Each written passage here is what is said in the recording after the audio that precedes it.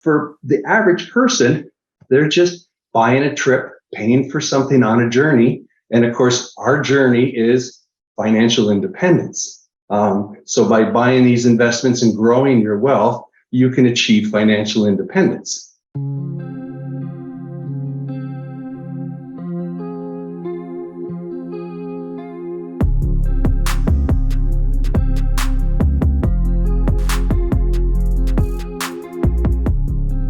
Welcome to the Conscious Investor. Let's get started.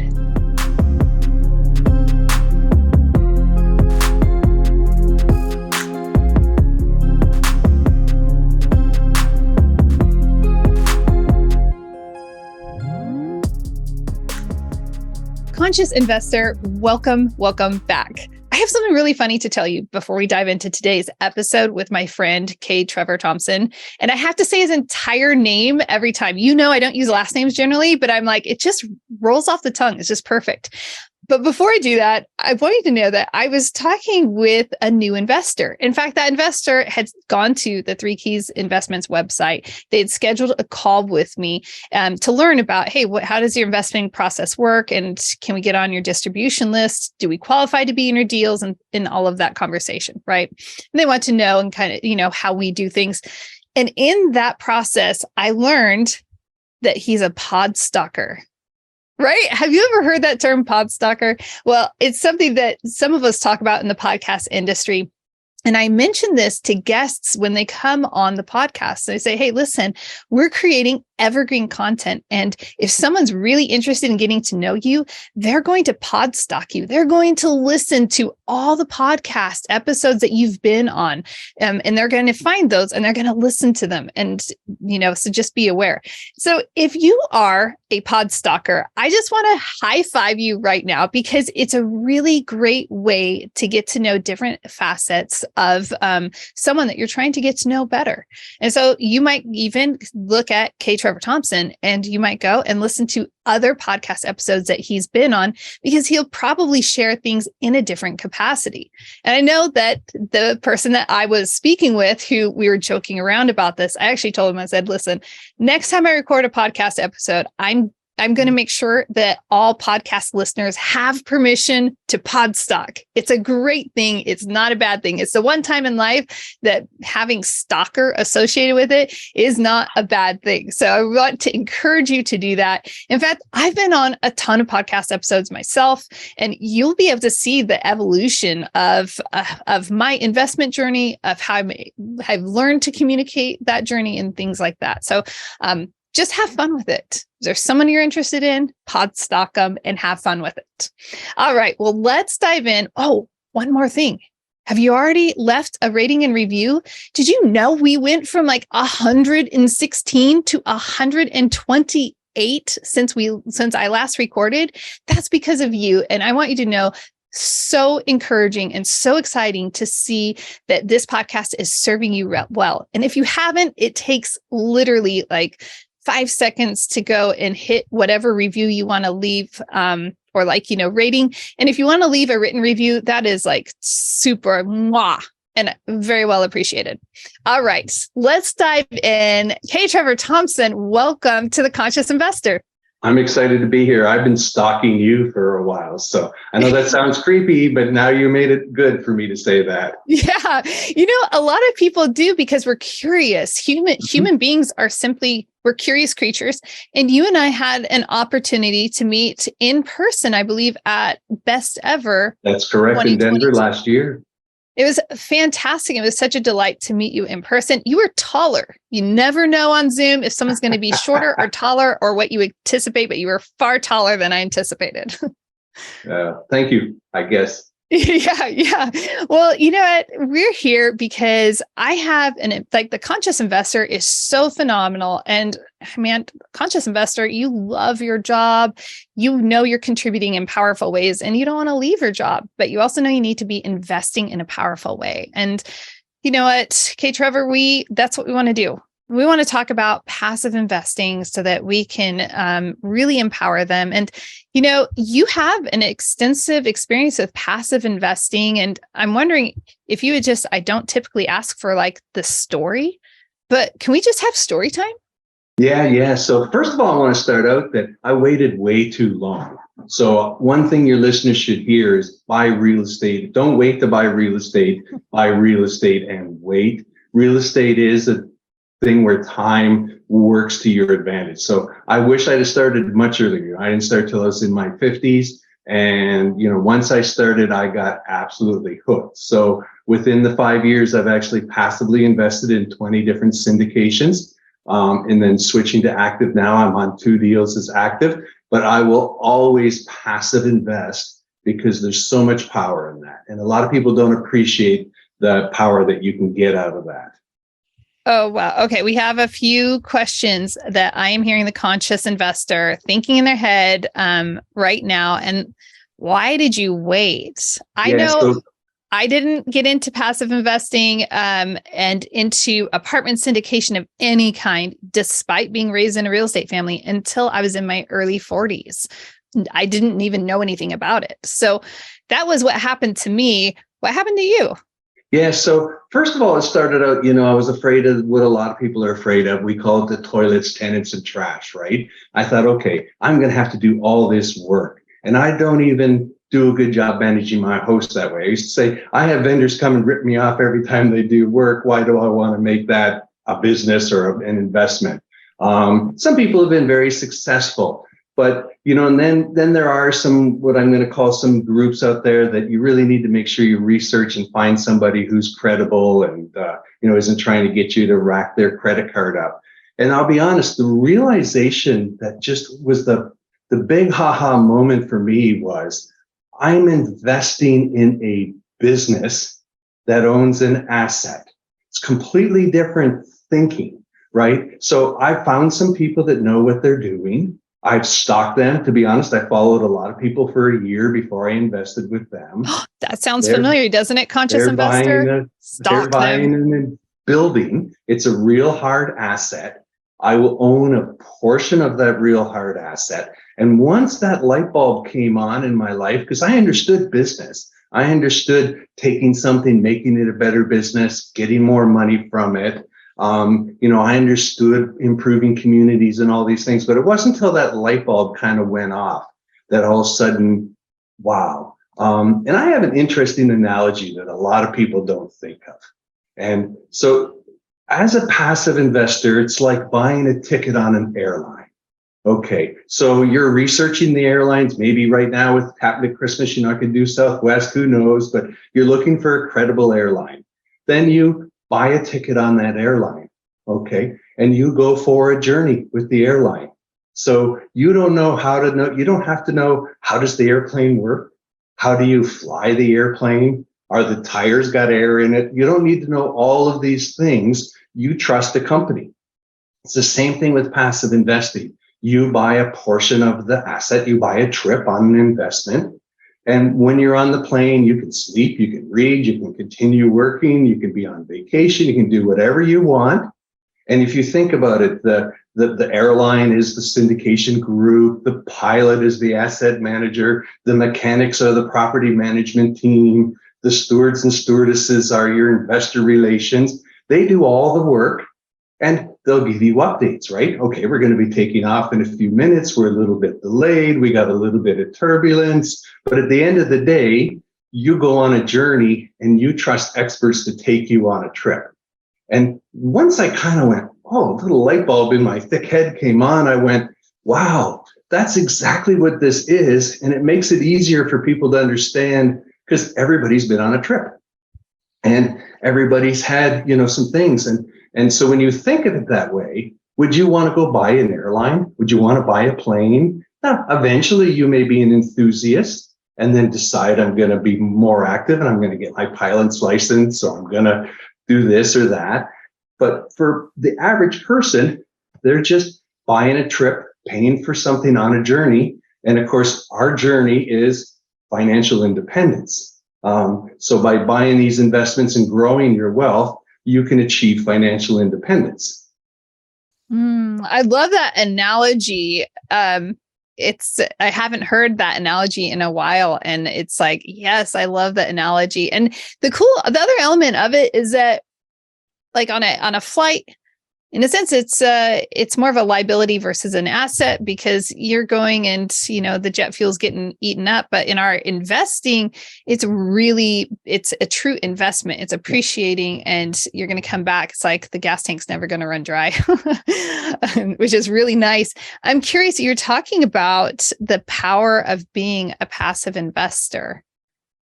What were your thoughts about that? What thinking? Well, again, I get these little light bulb moments on. I think I was a little slow. And, and I really thought about it, this concept of, don't wait to buy real estate, wait real estate and wait. And then you think of another really good quote by Warren Buffett. If you don't figure out a way to make money while you sleep, you will work until you die. So trading time for money, it works to a certain point, but then you need to take that money that you earned and have that money start working for you. And that's the real power of passive investing, right? Your money is working, you're not working. Now, of course, you have to work to earn that money and invest it.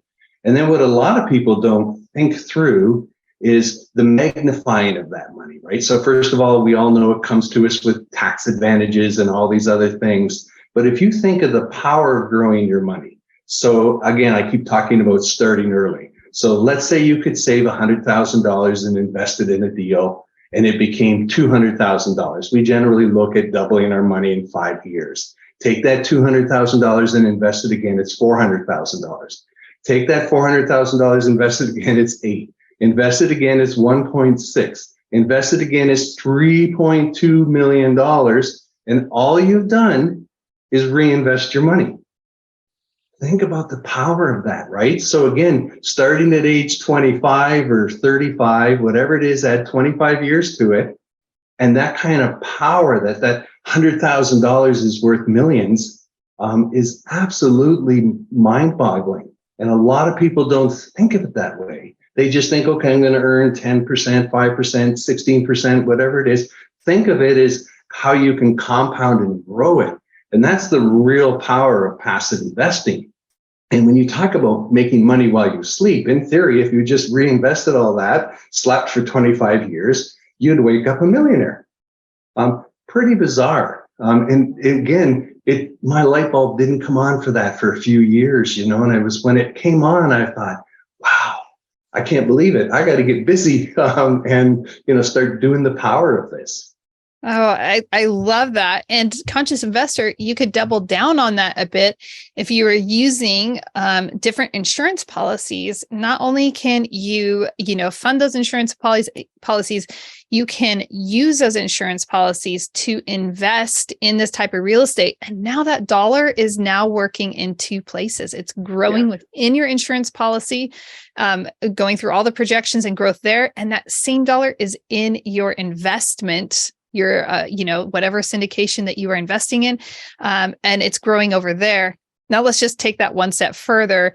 If there's one of those glorious cash out refis, well, you can take that same dollar and invest it somewhere else. So I'm not going to go into that part too much, but that's pouring gasoline on it, right? So it's working. We got a good fire going here. And definitely, that using your insurance policies and other vehicles like that are super powerful. Yeah, it's amazing. Lots of options out there, but conscious investor, you can start. You don't have to start with that. You can just start with getting invested and take that first step.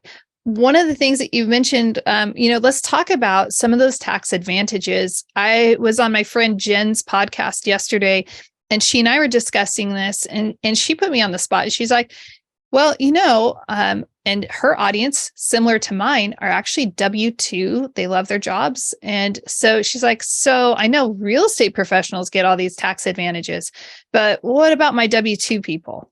And so let's speak to that conscious investor. Yeah. So again, the oddly enough, the lowest tax money you receive, you will get in your life is your passive investing in real estate money. It will come to you as capital gains. So everything you earn through your W-2, many things you earn, especially if you're not keeping stocks for years and stuff, they'll come back to you. So they come to you at capital gains, which is one of the lowest tax brackets that's possible.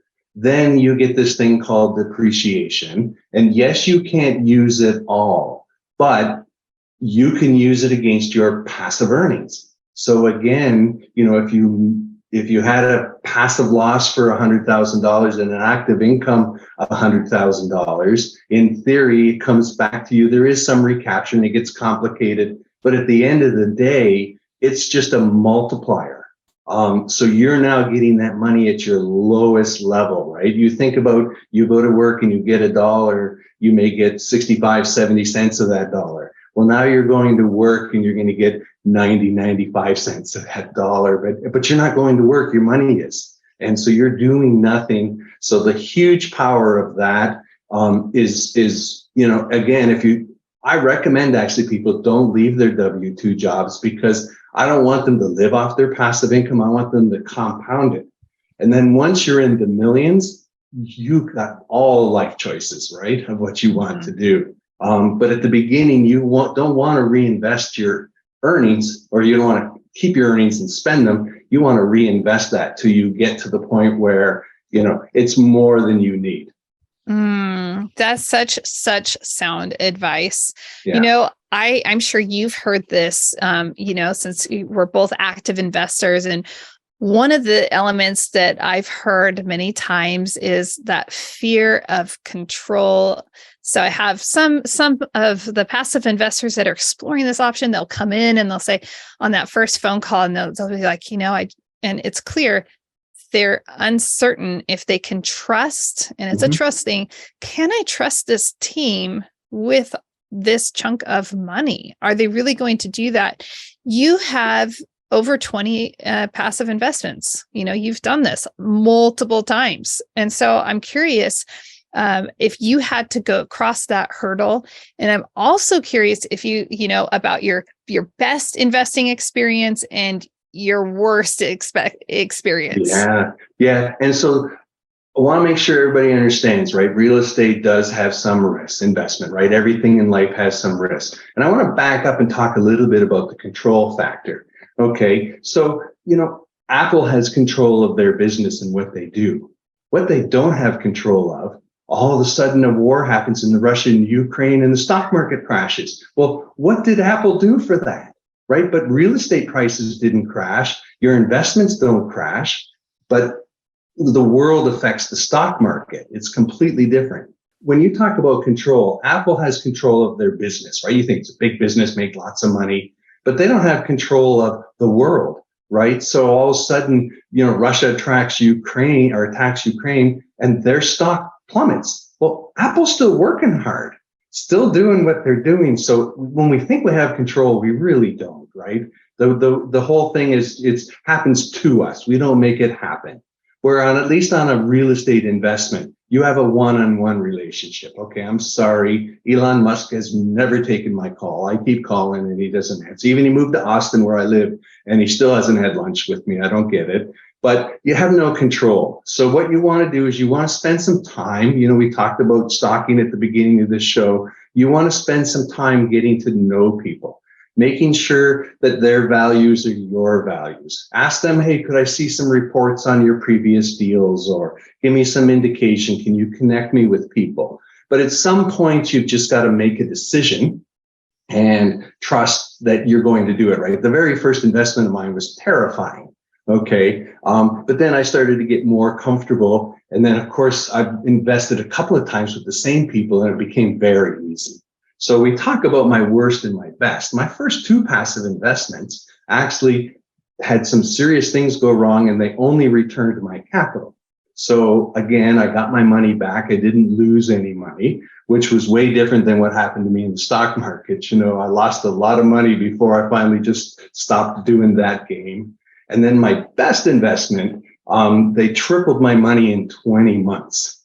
Think about that. That was a big payday. That was really good. Wow. And on average, I'm following this track of about, doubling your money every 5 years, close to a 20% return. And so everything else is basically in those averages. That is really, it's such a powerful way, when we invest in real estate. It's just absolutely powerful and it snowballs. What is some advice that you wish you had if you could go back in time when you first began, investing passively, what's something you wish you would have known besides start sooner? I think, well, other than starting sooner, but just how to cut through all the noise and start connecting in with people, like following your podcast and look, because you don't learn from one person, you learn from dozens, hundreds of people, all the podcasts you've done, right? So I may say one or two bright things, I hope so. And I'm sure some other guests have said one or two bright things. And you take the combination of this information. At the very beginning, I kind of took all my information from one source. And so my biggest thing was I should have broadened my horizon a little bit. And again, as a passive investor, you don't need to join a real estate group or mentoring program necessarily, but you may want to get at least associated with what are they teaching, how are they underwriting and looking at their deals. But getting comfortable with who you're giving money to is the number one thing, right? So I say you invest in the jockey, you invest in the horse, which is the asset class, right? So we do multifamily, but some people do storage. I've got medical, I've got retail, I've got a new build storage. So I've got some variety for my diversification. And then the track is where do you invest? So I invest in pro-business, pro-landlord friendly states. So sorry, California, you're not getting my money, even though people make money in California. Don't know how, but they do.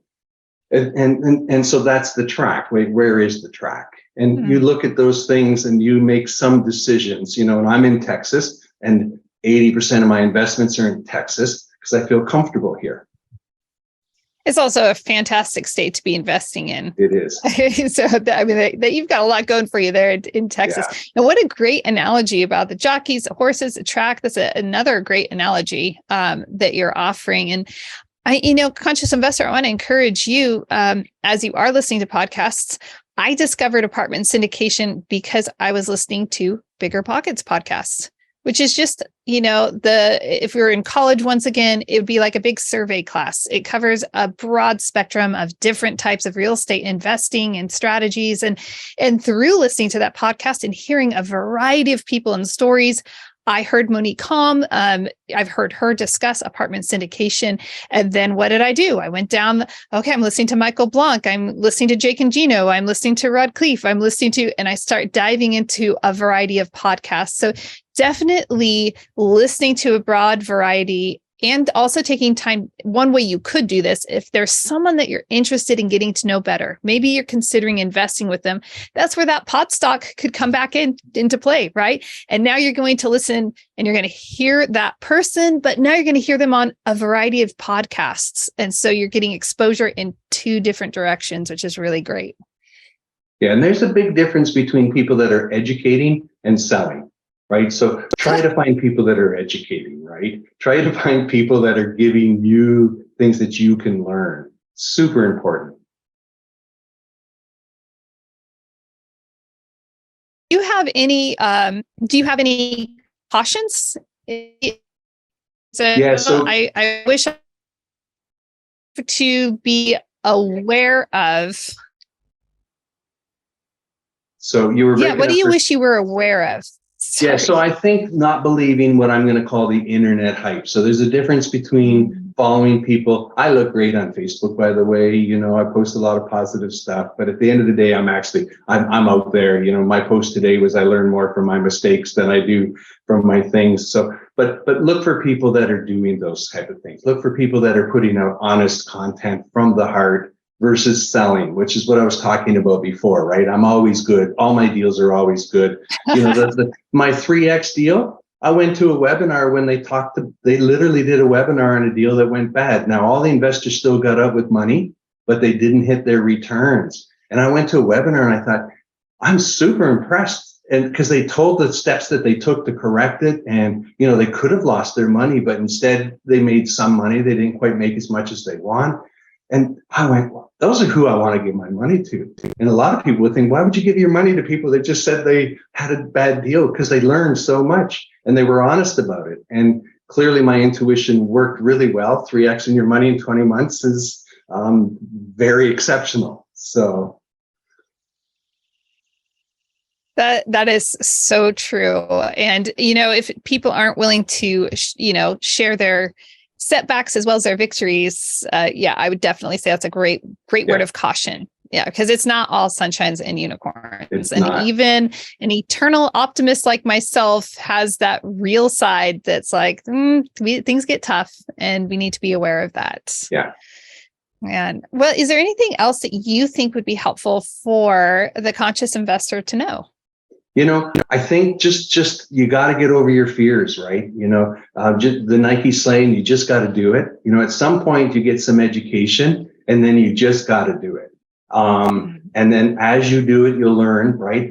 I've learned in 20 investments, certain things, and I've changed my philosophy and become, somewhat of an expert at analyzing deals and people. But, it's still, you just got to get over that hump, over that fear, and do it because, what we talked about earlier, how quickly your money can grow. And until you make money while you sleep, no matter what you do, you will work till you die, right? Even if you've got a very high paying W-2 job, I had one and COVID came and I lost my job. And thank goodness I had a path to success. That is such a reminder. I'm always reminded that our jobs are tenuous, even government jobs. Yes, those of you working for the government, you can get laid off and the government can downsize or just get rid of your department altogether. So, having something brewing on the side is really, really important. Gosh.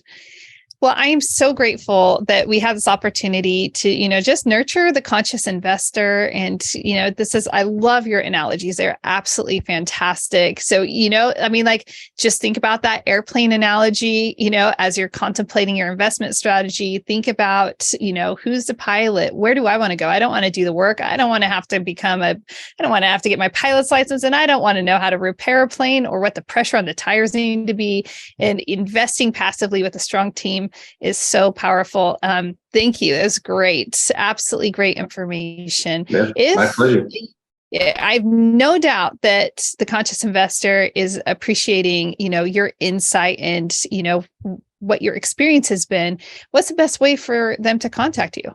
So LinkedIn is the easiest just because I'm easy to find there. So Trevor Thompson on LinkedIn. My company is called Niagara and it has a dash because that's how I get it, investments, and hence the Niagara Falls. I'm from Niagara Falls, Canada. It's originally Canadian, moved to the US. But those are the easiest ways to reach out to me. And I have a YouTube page just like everyone else does with my name as well. Oh, that is fantastic. Conscious Investor, make sure you go connect up. Until next time, Conscious Investor, live big and love bigger, do great things. What's the big deal about investing in apartments? Why is it better than investing in a slew of single-family homes? I've compiled a lot of information on why investing in a multifamily, also known as apartments, will help you reach your investment goals. Head over to 3keysinvestments.com and download the Why Invest in Multifamily guide today.